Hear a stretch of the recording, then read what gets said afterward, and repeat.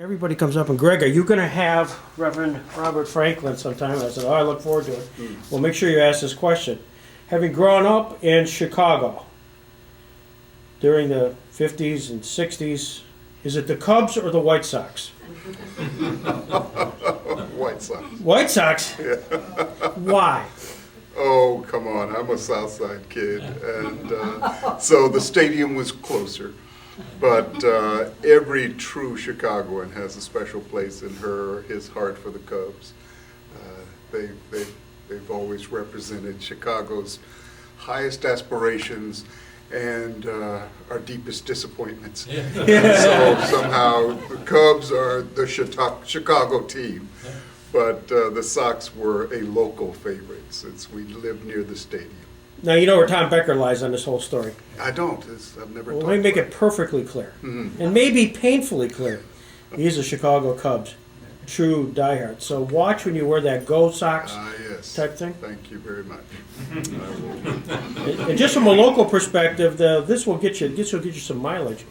Nellie Fox, who was of your era, Yeah. played his first year of professional baseball here in Jamestown, New York. Is that And so? he's the first guy to ever go from Jamestown to Cooperstown. Wow. So, Oh, any other questions for him? great trivia. How have you found it so far? Oh, it's been wonderful. This is month number 2, and I've had a warm welcome from all of the people. There's been a board meeting. I think I've met all the staff and had wonderful department meetings. I've met many of the wonderful year-round residents. Some of them are here with us this evening, and visited at Hurlbut. I've spoken at Jamestown and here at Chautauqua for Martin Luther King service. So I'm being exposed and enjoying meeting folks, and look forward to continuing that. So it's been very good. Did you know much about Chautauqua when you're from Chicago and you worked your way through this wonderful academic career? Like, did Chautauqua resonate at all in that time of your life? Not really. It was in the 80s, mid-80s, when I was a resident of Rochester, New York, and teaching at the Colgate-Rochester Divinity School, that actually my dentist was a Chautauquan. And one day he had me in the chair. I like to say I was a captive audience, and he began to talk about Chautauqua. And he said, there's this wonderful place where my family, we spend a month out of the every summer. And we heard this extraordinary preacher this summer. And I thought, and he mentioned the name of James Forbes, who I regarded as something of a mentor. And I thought, gee whiz, James Forbes was at this location, and what is this exactly? And as time passed, I learned that, I heard a PBS, NPR broadcast at which Garrison Keillor was here at Chautauqua. I'm a big Garrison Keillor fan. And so he was providing this commercial for Chautauqua. And then later I heard a lecture by Glenn Lowry, and then a presentation by the Chautauqua Symphony Orchestra. And I thought, I'm on a course to meet this place and visit. And later my dear friend Joan Brown Campbell extended an invitation, so I got to visit. How'd you get to know her? We were both in New York City in the mid-90s. So this is 10 years after my time in Rochester. I was on the staff of the Ford Foundation, and Joan was the General Secretary of the National Council of Churches. The awful tragedy of churches being burned in the South, many of them African American churches, brought us together as I was recommending to the leadership of the Ford Foundation that we should make an effort to help rebuild those churches immediately as a statement to those who had burned them. And Joan was at the helm of NCC, to whom we made the grant. So we spent some good times together talking about this, and I had an opportunity to visit with her in her office, and we really bonded, just clicked very nicely. What was her reputation? Joan was a voice of conscience, compassion, and humor. She had the ability to diffuse highly charged, conflictual situations in a wonderful way. And then, of course, we saw this on display during the extraordinary episode of Elian Gonzalez. And later, when I left the Ford Foundation, I went to serve as president of a seminary in Atlanta, the Interdenominational Theological Center, we shorten that to ITC. And it's the graduate seminary that's a part of the Atlanta University Center. And Joan was my first commencement speaker. And so I was delighted to welcome her there. But she was there just after that, her national and international media exposure following that event in Cuba. So it was a wonderful time to have Joan, the celebrity, on hand in Atlanta. And they loved her. She was in all the newspapers and television and radio. And it was something of a coup for me to have the General Secretary of the National Council of Churches there. 1954, you're born, Chicago. Tell me about your mom and dad. Well, working class household on the south side of Chicago. My dad and mom were both from Mississippi and part of that great migration during the Depression era. They arrived in Chicago and lived in the same neighborhood and later met at a church. Dad was attending a junior college, Wilson Junior College in Chicago, and worked at the Campbell Soup Company and worked there for all the time, you know, our entire childhood and adult lives. He passed away in 2001, but he worked his way up and as he went to school to become a lab supervisor. We teased him that he was a professional taster of Campbell's new soups and products. So many of the soups that your viewers have enjoyed, he was a part of hatching them. And so we tasted lots of neat things that he'd bring things home for us to try. My mother worked in an insurance company. She was in the business side of things and also served as a treasurer of our local congregation. They both believed in higher education and wanted me to be the first in our extended family to complete college, and I was. Talk about your family. Siblings, how many? I'm the oldest of 6, so there were 4 boys, and then the 2 girls came at the end. Was religion a real part of your upbringing? It was. It's interesting, my dad was not a part of my mom's church, and so we'd go to church with my mother and grandmother, and these were interminably long services, so we were there all morning and into the afternoon. Sometimes we'd eat lunch or brunch at the church, and then remain for an evening education program or an evening service. It was kind of an all-day affair. And my father wasn't having any of this. So on occasion, because my dad and his brother were United Methodists, and my uncle was a pastor on the west side of Chicago. So one of the treats was we'd get to go visit him. And these wonderful 1-hour services. We didn't know what to do. Something about this Methodist church. I got to remember this. Anyhow, so they were, and then later he did join my mom's church. So Chicago during the late 50s, early 60s. In fact, I'm drawing attention to my own time period. 1968, the Democratic National Convention. What's your memory of that time period? Because it certainly got a lot of national exposure. Yes. I was in high school, Morgan Park High School on the south side of Chicago, and I recall all of the media hype about how Chicago was about to welcome the nation, the Democratic Party, and all of the protesters that were coming, and just a kind of electricity in the air. And so I asked my father for permission to go to ride in Chicago. They have an elevated train that we call the L train. So can I just ride downtown?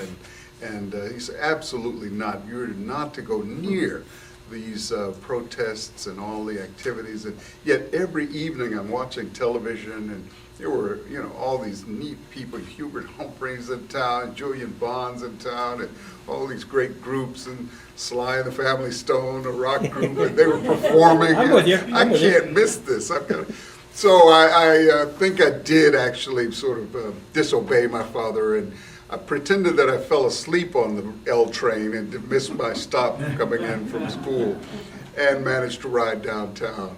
And I did see the crowds, and stood on the elevated station platform for a while and listened to this amazing kind of noise of humanity, and then reboarded the train and went home. So, but it's an extraordinary time. You're 14. What do you make of all that?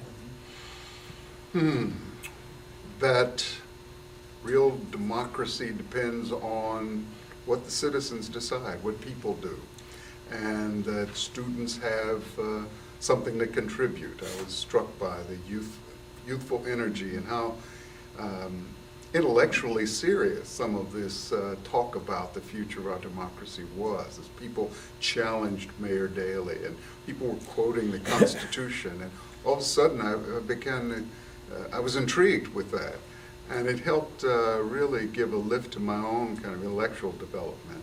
And so it was that kind of endorsement of the value of reading and education and of investing in our government system. So.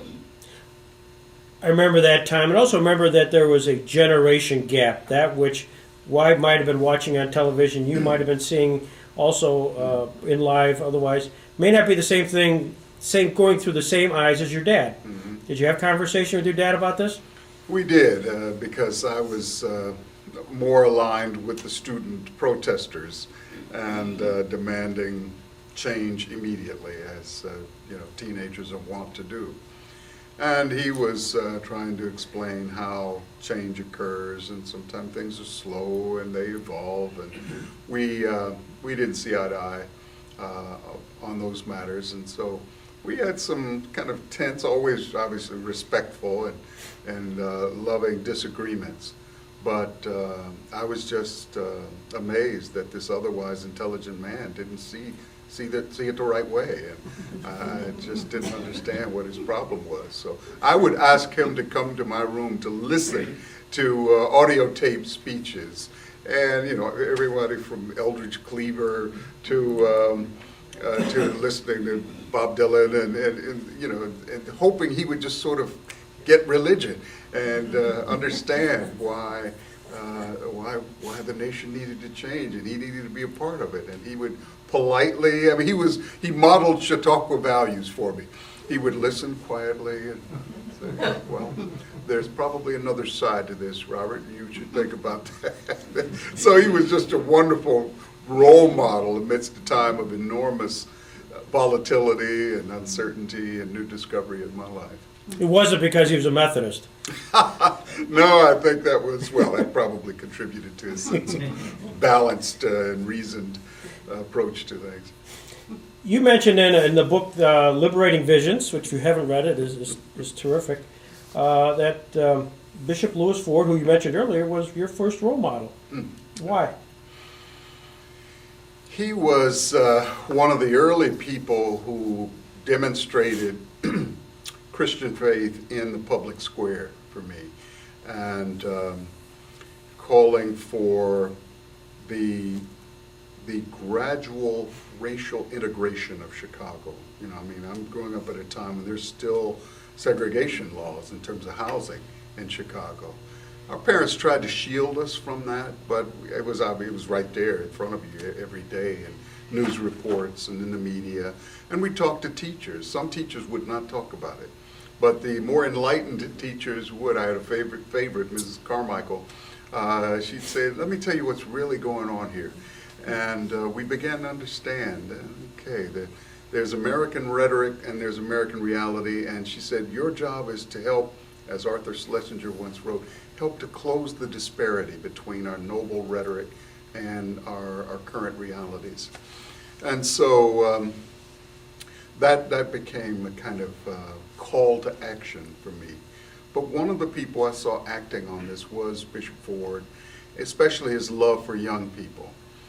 I saw him, reach in his pocket and pay the rent of families that were struggling, purchase food for kids and families on the street, and almost this sort of spontaneous expression of the radical love ethic that I really admired. And in so many other ways I disagreed with him. I had trouble with the dogmatic approach to theology and ethics he manifests, but there was that bedrock of basic compassion and decency that was admirable.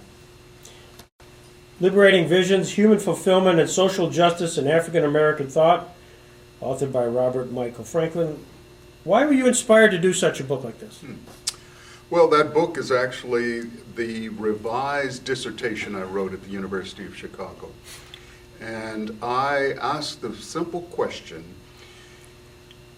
in 100 years, which prominent thinkers, African American thinkers, will we still continue to read and can still continue to consult for their wisdom about two fundamental categories, the great ancient Greek categories of who is a good person and what is a good community? And I was intrigued in ethics and moral philosophy with those categories. What is the nature of the good life? What is the nature of a just society? The good person, the good community.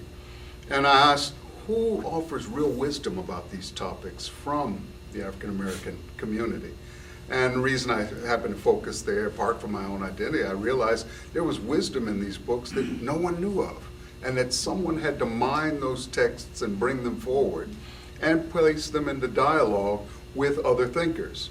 And so I did that in the dissertation and invited, and the way in which I set this up, I asked, if I could invite 4 thinkers to a dinner party, who they'd be. And another way I phrased this was, if you're going to carve 4 faces on the side of Mount Rushmore, who would be these lasting thinkers in the African American community, who are they?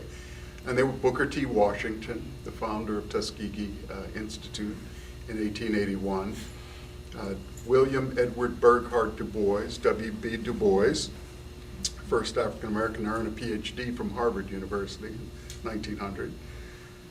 Malcolm X of Detroit and Omaha, and then Martin Luther King Jr.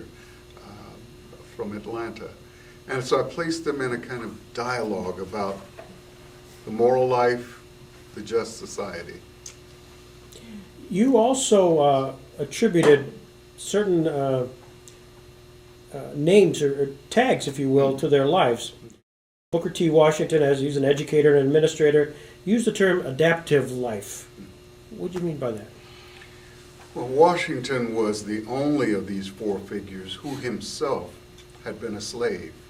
He had been born in 1856 in Virginia. And so he knew both that side of life, the subservience, the constricted freedom, etc., as well as the life of a freed person after 1863 or 1865, following the war. And so Washington was an advocate for a more accommodationist, incremental, adaptive life. He also argued that it didn't make a lot of sense for black leaders to immediately urge full participation in American society and focus on voting and the like. He says, people who have never organized their own lives as free persons have to take baby steps in democracy as citizens, and should first have the means to sustain themselves. So he focused on economic self-sufficiency. And so it was that adaptation to the immediate challenge of moving, 90% of African Americans in this country were slaves.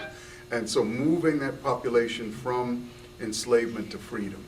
And I think that was his genius and his burden.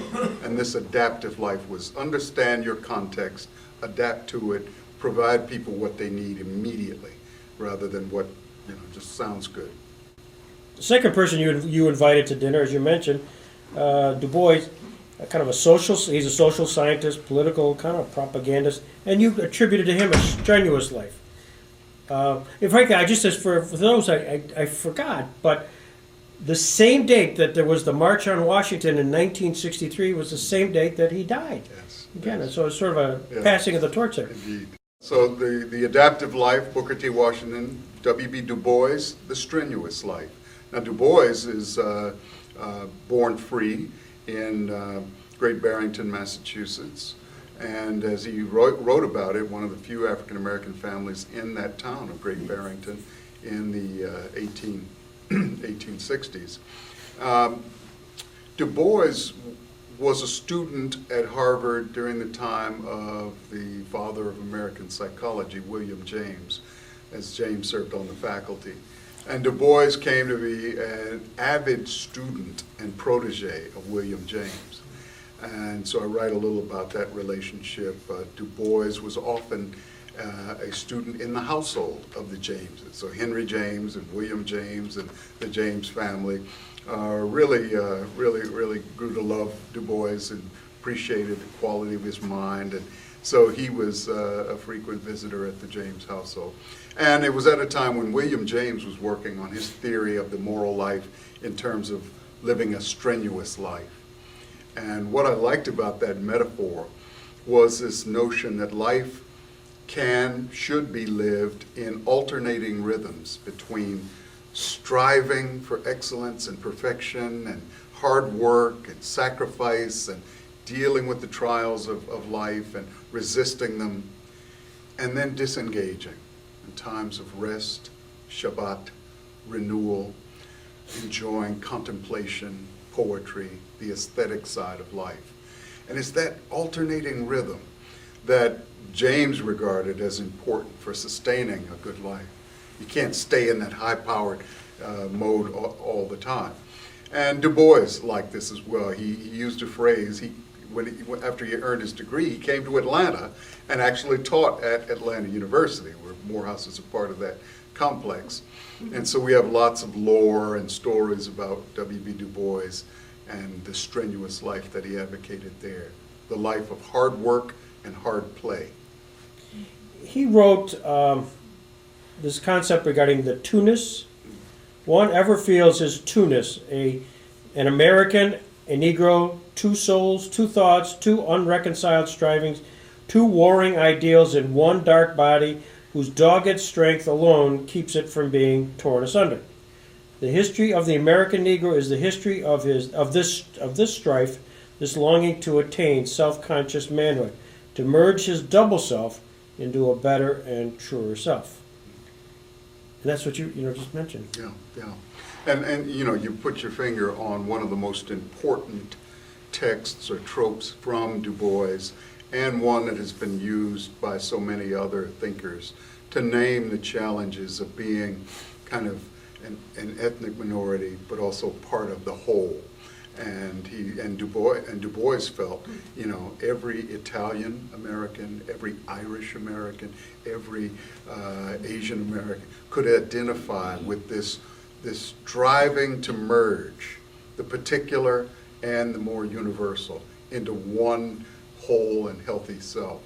And it's just wonderful the way he diagnoses that phenomenal process.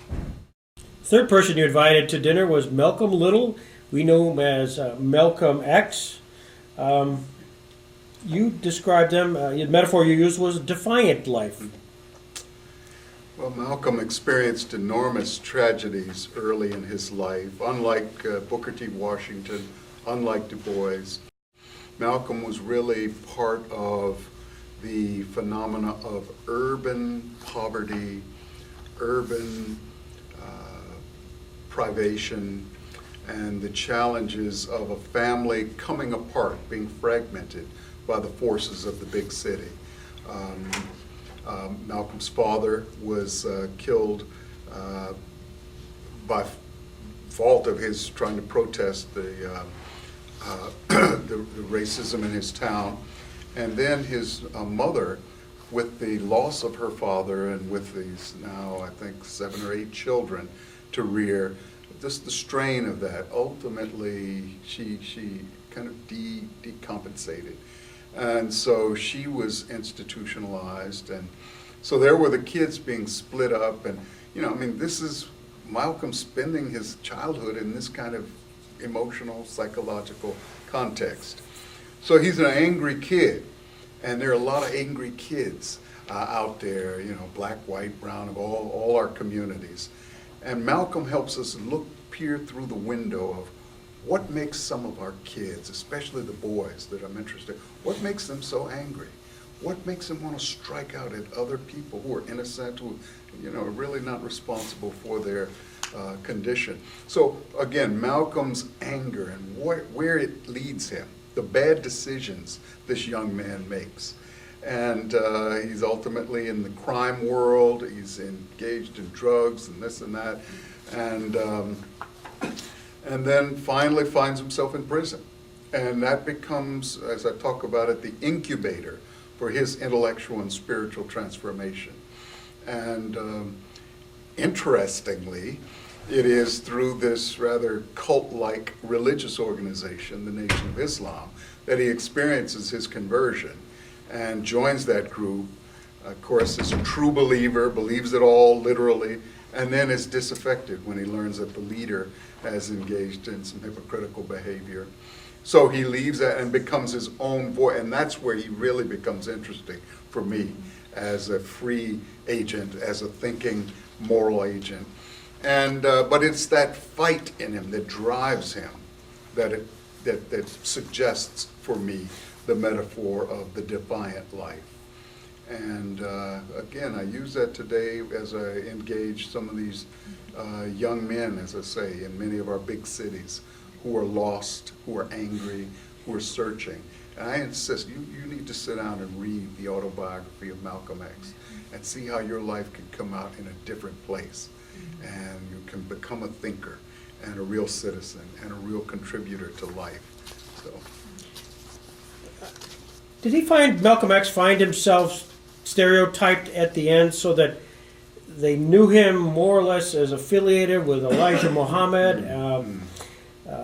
You wonderfully put in that Elijah Muhammad and Malcolm felt that salvation entailed the full enjoyment of freedom, justice, equality, and peace in a territory governed by blacks under the crescent of Islam. Sort of an isolationist organization. that's right. That's right. Did he feel once he tried to disengage, he couldn't?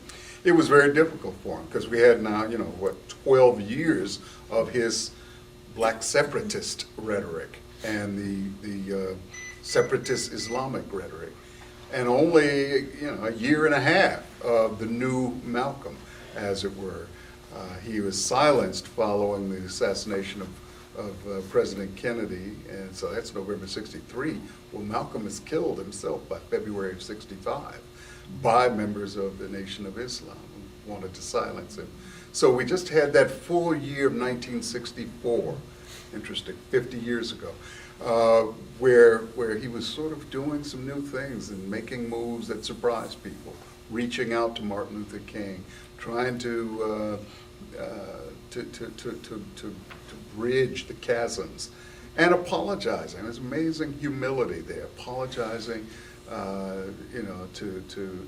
the white community and the white leaders who had done so much good to help African Americans who were allies. He says, I push people away whom I should never have pushed away, and I feel badly about them.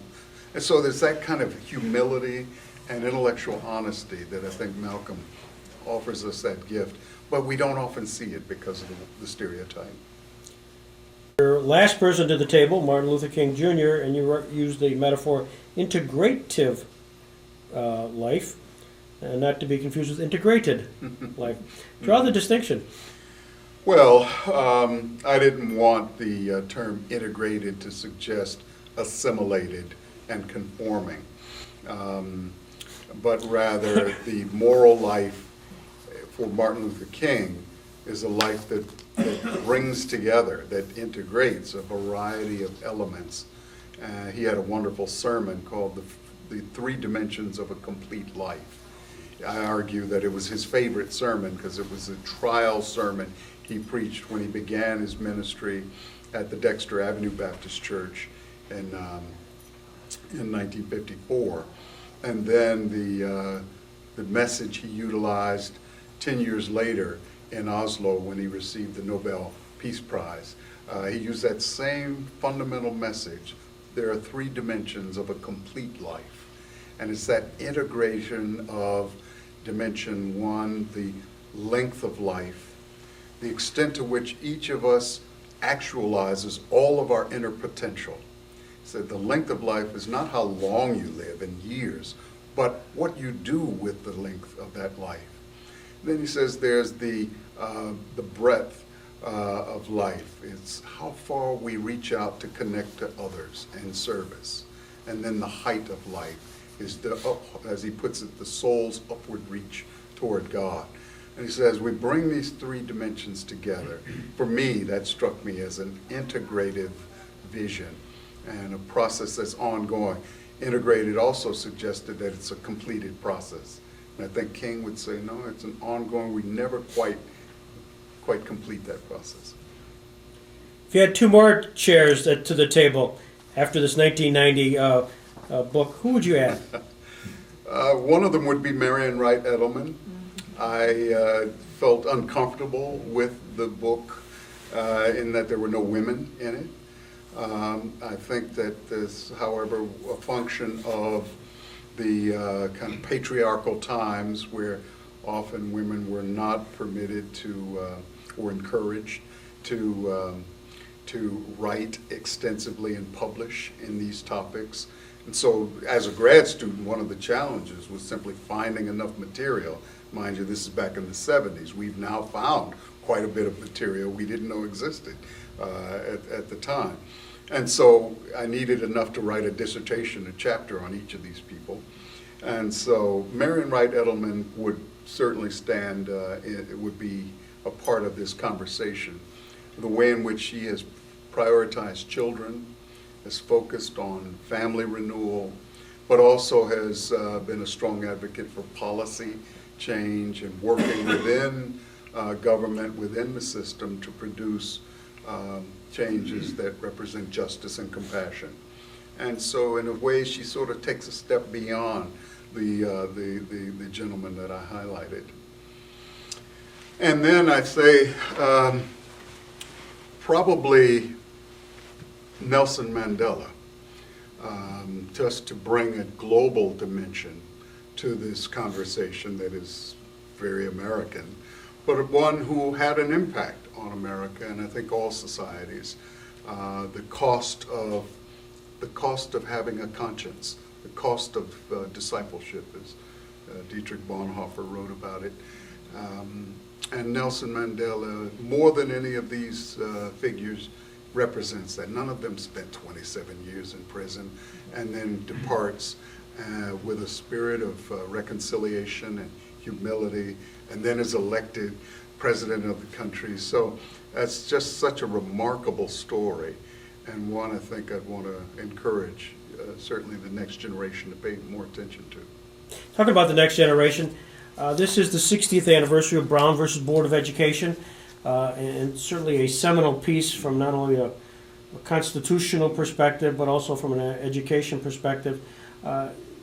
Do you see that as part of the agenda at Chautauqua here in the next year or so? To bring is that even lesson? I can say, is that lesson relevant today? It certainly is, and I think we continue to discuss ways in which we might bring that particular fact, historical fact, forward and acknowledge and celebrate that. 64, of course, also the year that the 64 is the passage of the Voting Rights Act, or Civil Rights Act that's been on our mind. 65 is Voting Rights Act. So the 54 Brown v. Board of Education and 64 Civil Rights Act have been very much part of my thinking and our discussions about these significant anniversaries in American life that really transformed our nation and brought us closer to an authentic democracy that embraces and includes everyone. Of course, there are so many who do not know these stories, and especially young people today, who don't appreciate the sacrifices that were rendered on behalf of their freedom, their right to vote. It's simply taken for granted. So I think it is important to recover and retrieve and retell those stories. Have you sought out advice from Joan as to programming for this year, and what has she told you? This is on the record, isn't it? This, yes. We could edit it. No, well, believe it or not, occasionally. just today we were in a conference call, and so yes, Joan has certainly been a part of our deliberations and sought counsel, and I think she is really a wonderful, the best kind of leader who wants a successor to have room to express him or herself. So that's been Joan's posture. Robert, I'm not going to tell you what to do. I'm not even going to tell you what I would do. I'm going to offer you my counsel. You make the decision. And so that's why I appreciate so much her role as advisor and friend. And, you know, this was months ago. You showed the tape of our time together back in August as we concluded season 2013. And here we are now today, and we're living this out. It's really kind of neat. 5 years hence, when you're given the not your last sermon, but the last sermon of the season, and you reflect back on 5 years at Chautauqua and many more to come, what do you hope to be able to say in that 5th-year sermon?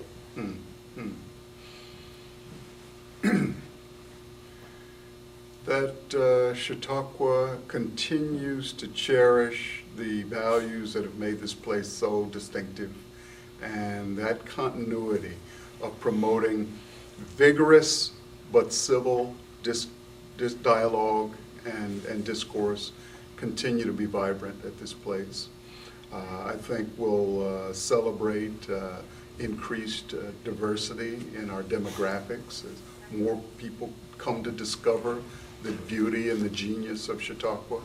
And I think we'll enrich Chautauqua and contribute to our longevity. So, at least those two. In the preamble to your book, you dedicate it to your grandmother, Martha McCann, my first and finest moral teacher.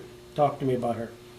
Well, I can't talk about my grandmother without referencing, it's a little embarrassing, I tell this story every time I talk about her, but she was this wonderful soul, this mother who brought a family from Mississippi, and her husband arrived, but he died soon after arriving in Chicago. And so she utilized the little yard next to her house on the south side of Chicago. So this is in the city. There are little strips of grass and land between houses. She used that as a garden, and she planted and grew corn and tomatoes and greens and string beans and so on. And it was so just beautiful to look at. She also made me work in that farm, so I had a bit of the southern experience as I picked corn. But then she cooked. She was an amazing cook and prepared these vegetables and in large pots, and then so we worked the land. She'd prepare it, and then we drive and deliver food to families, as they said in the church, who were sick and shut in. And my grandmother had an interesting way of critiquing life in the big cities. She says, she looked at my mother, and here's the funny thing, and I think about this. Here's my dad working at Campbell's Soup. They manufacture canned food. Well, she would not conscience this. She said, part of the problem with you modern Americans, you're eating out of cans. And so she had this garden, and so she's prepared. So she was sort of pushing back against this trend. And there was this interesting, respectful tension in my household, because my family lived with my grandmother until they could save up for a down payment on our own house. But my first 7 or 8 years was in Grandma's house.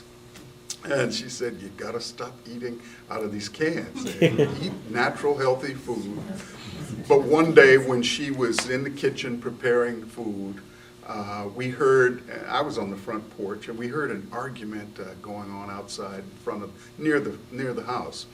And so at a certain point, when we thought these two groups of guys were going to come to blows, my grandmother ran out of the kitchen in her apron, still cooking, literally, wiped off her hand and ran out into the street and stood in between these two groups. And she talked to these guys and told them, look, I fed you young men from my little garden. I fed your mothers when they were sick. And no mother wants to hear that her son has been injured or shot or cut. And no mother's going to receive that call tonight. I received that call once when my son was serving this country in Italy, and he was shot on the field of battle and sent home, and he was okay. But she said, no mother wants to hear that. And I watched these, tough, muscle-bound guys look down at their shoes, and they walked away. And I thought, wow, Grandma, you have that kind of power? I mean, these gangbangers. So for me, that was another powerful expression of courageous faith in the public square and in a highly conflictual situation. And I've found myself across the course of my life now on a few occasions stepping in the middle when no one else wanted to bother this disturbance at an airport or hither or yon. I found myself, I had to step in and say, let's resolve this differently. So the spirit of Martha McCann, my grandmother, animates me in that way. You have Chautauquans here. Often we have a Q&A where they ask you some questions, but before that, do you have some questions to ask them?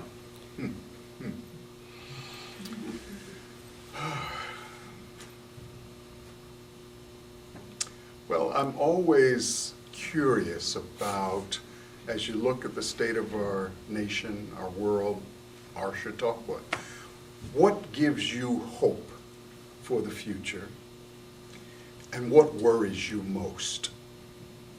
What gives you hope?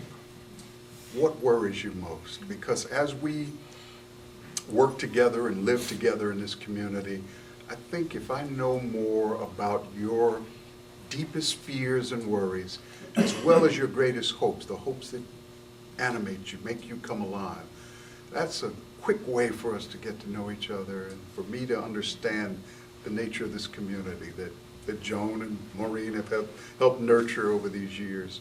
And as I join this community in a new way, I'm always in search of the hopes and the fears. What's your greatest hope? And what's your greatest fear? You really worked me over here, don't you? My greatest hope is that we will make this old notion, this old-fashioned idea of the common good, a living, vibrant reality. And that we will all, and that I will continue to strive, I don't always get this right, but strive to suppress, to bracket, to place in the background my own interests, my own opinions, my own needs, and focus on what's good for the whole. So the common good, I love that phrase, and I think, Jefferson and Madison and the founding fathers and mothers who helped to cultivate this notion of common good, even then flawed and not entirely inclusive, but this fundamental notion of we're going to act on behalf of the common good is my greatest hope, and I've seen it. And fear, of course, is certainly the opposite of that we continue to polarize, that our disagreements in politics or on issues of policy or White Sox or the Cubs, things like this, these profound questions will divide us so hopelessly that we won't be able to get along as civil friends. Polarization and common good.